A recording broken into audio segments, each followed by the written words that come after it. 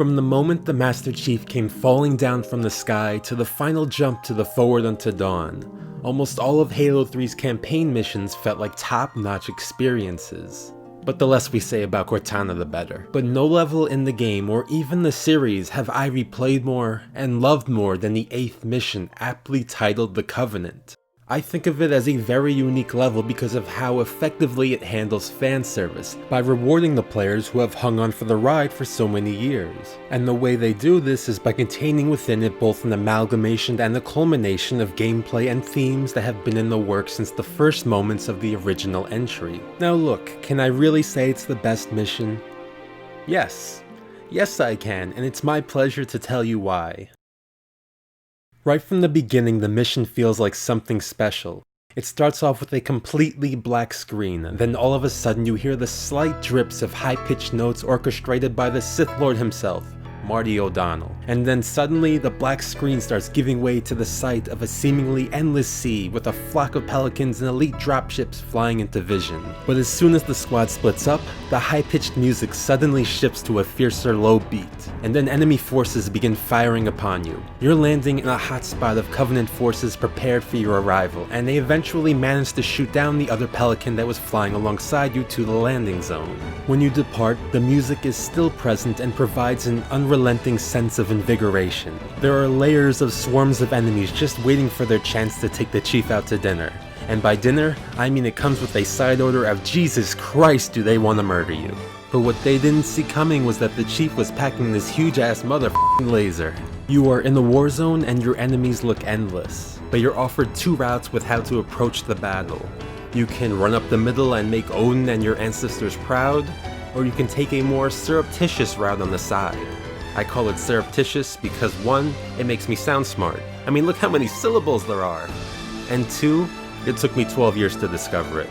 By taking the side route, it works kind of like a pincer movement since you and your squad are closing in on enemy forces from 2 different sides. And after some shooting, dodging, and maybe even some dancing, you eventually take the hill. But the way I feel the first portion of this level is special is also because it gives off a lot of Silent Cartographer vibes, from the hype music on the Pelican to the opening skirmish on the beachfront, to the use of a warthog to drive through the vibrant and serene greenery to get to a facility to turn off a security system.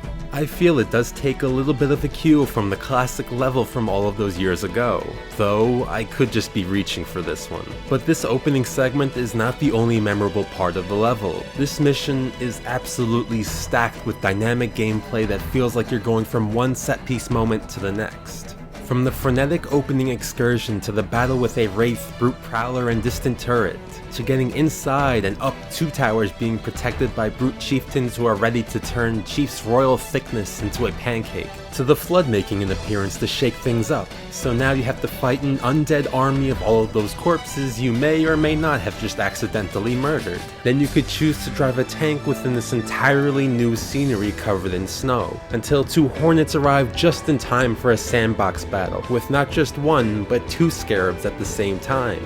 This battle is incredible because for 1, it's massive, and 2, it can be attempted in multiple ways. You can use the Hornet that was flown right in front of you, or you can keep using the tank, Warthog, or Mongoose that you used to arrive to the fight, which can be used to take down the Scarabs in their unique styles of combat. Then immediately after that you have one more fight into the breach against the Covenant on a very narrow bridge, which is covered in brutes of various types, along with grunts in the back firing those stupid ass, annoying plasma cannon shots at you. Like, can you give me 1 minute? While also working with the freaking Flood, you know, the most dangerous force in the galaxy.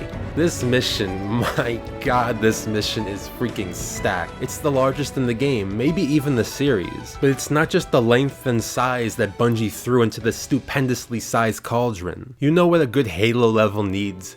Guns. Lots and lots and lots of, no, not that many, but lots of guns.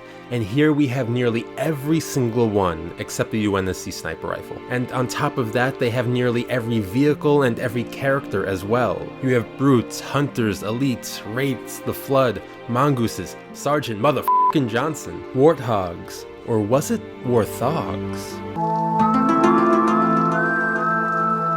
I think it looks more like a puma. And by giving us players so many resources and routes that we can choose between, it also gives us the right to feel like we are in control of our own destiny with how we approach combat, which for these reasons also makes it a quintessential level to play with friends.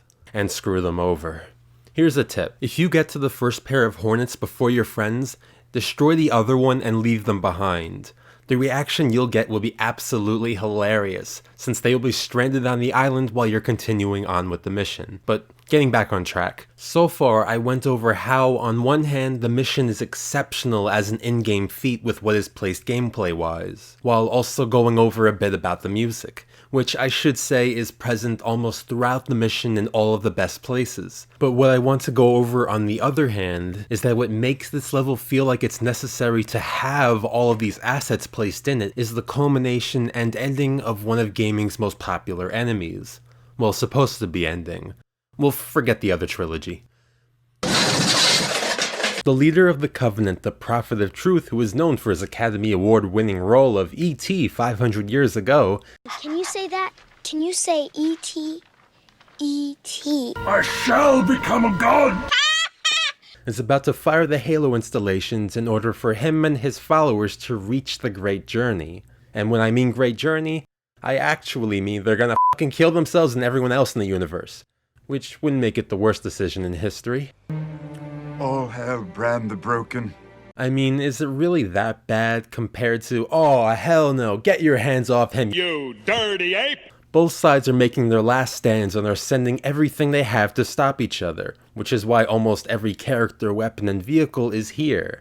And it acts as the swan song of what at that time was one of gaming's most famous enemies. I grew up playing Halo's campaign constantly since I didn't have Xbox Live. So as pathetic as it sounds to say, the Covenant, this army of pixels and polygons, managed to be a very present foe in my childhood, all the way into my adolescence. But I say this to get the point across that this mission is very important in my life, and not just the way that the level is set up in pixels and polygons, or that I had a blast to play it with friends, both of which are true, but also by representing a feeling of finality that the series had been leading towards for years, that we all probably grew up following. The Covenant is not the final mission in the trilogy, as you know, which was great on all of its own merits, but I felt, I guess I would say, more passionate about this one because of how it felt like a total package that blended many great aspects the series is known for in a way that I would consider no less than perfect. Hey, if you're still there, thanks for watching my video. If you liked it, I would most appreciate it if you maybe give it a thumbs up or maybe even a subscribe. And if you're not still watching, I'll just continue talking to myself and just end the video abruptly like this.